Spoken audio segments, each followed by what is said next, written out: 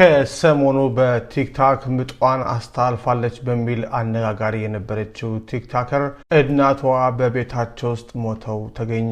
ፖሊስ ከፍተኛ ምርመራ ጀምሯል። ዜናው በዋሽንግተን ዲሲና አካባቢ የሚኖሩ ኢትዮጵያውያንን እጅጉን አስደንግጧል። እስካሁን የምናውቀው መረጃ እንደሚከተለው አቀርብላችኋለሁ። ሞት እንደ ሌባ በማይታወቅበት ሰዓት ይመጣል። የህይወትንም ጣፋጭ ዜማ በድንገት ይገታል። ከሰሞኑ ምጧን በቲክታክ በቀጥታ ስርጭት አስተላለፈች በሚል በማህበራዊ ሚዲያው ዓለም አነጋጋሪ የነበረችውና ይህንኑ ጉዳይ ስታስተባብል የሰነበተችው ቲክታከሯ ሃናም የእናቷን ድንገተኛ ሞት መሪር ጽዋ ለመጎንጨት ተገዳለች።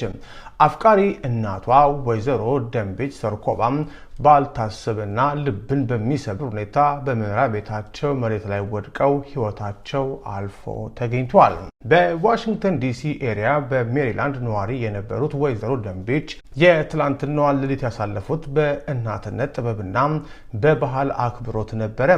ለሚመጣው ታላቁ የመስቀል በዓል ቤተሰባቸውን ለማስደሰት ሲሉም ሌሊቱን በሙሉ ቅቤ ሲያነጥሩና የቤቱን ድባብ በበዓል ጠረን ሲያውዱ አድረው ነበረ።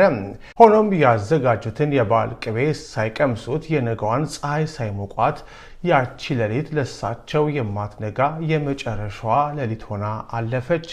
ንጋት ላይ የዕለት ተዕለት ተግባራቸውን ሊከውኑ በፍቅር የሚያሳድጓቸውና የሚንከባከቧቸውን ህፃናት በሞግዚትነት ሊቀበሉ አልቻሉም።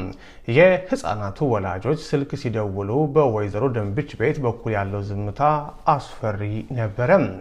ስልካቸው ይጠራል፣ ግን የሚያነሳው አልነበረም። ግራ የተጋቡት ወላጆች ለልጃቸው ቲክታከር ሃና ደውለው እናትሽ ስልክ አያነሱም የሚል የጭንቀት መልእክት አስተላለፉ። ሃናም ከትልቋ ልጇ ጋር በመሆን በከፍተኛ ድንጋጤና የልብ ትርታ ወደ እናቷ ቤት ስታመራ የገጠማት እይታ የህይወቷን ትልቁን ጠባሳ ጥሎ የሚያልፍ ነበረ።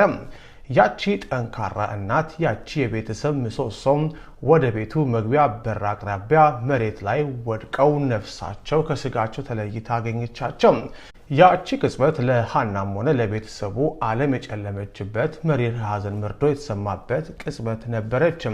በአሁኑ ሰዓት አካባቢው በከፍተኛ ድንጋጤና ሐዘን ተውጧል። የፖሊስ አባላትም ይህንን አሳዛኝ ድንገተኛ ሞት መንስኤ ለማጣራት ምርመራ ጀምረዋል። ከፕሮፔን ጋዝ እስከ ሌሎችም ለሞታቸው ጥርጣሬ የተባለ ሁሉም እየተመረመረ ነው። ለዛሀበሻ የደረሰው የቤተሰብ መረጃ እንደሚያመለክተው ወዳጅ ዘመድ ሐዘኑን ለመካፈል ከነገ አርብ ከቀኑ 2 ሰዓት ጀምሮ እስከ እሁድ ኦገስት 23 ድረስ በዋሽንግተን ዲሲ የሐዘን ድንኳን ተተክሎ ለቅሶ ይቀመጣል። እኚህን የዋህ እናት በክብር ለመሸኘትም ማክሰኞ ኦገስት 25 በዲሲ ቅዱስ ሚካኤል ካቴድራል የጸሎት የፍትሃትና የሽኝት ስነ ስርዓት ይፈጸማል። የፈጣሪ ቃል ለተሰበረው የቤተሰባቸው ልብ መጽናናትን ይስጥ፣ ነፍሳቸውንም በሰላም ያሳርፍ።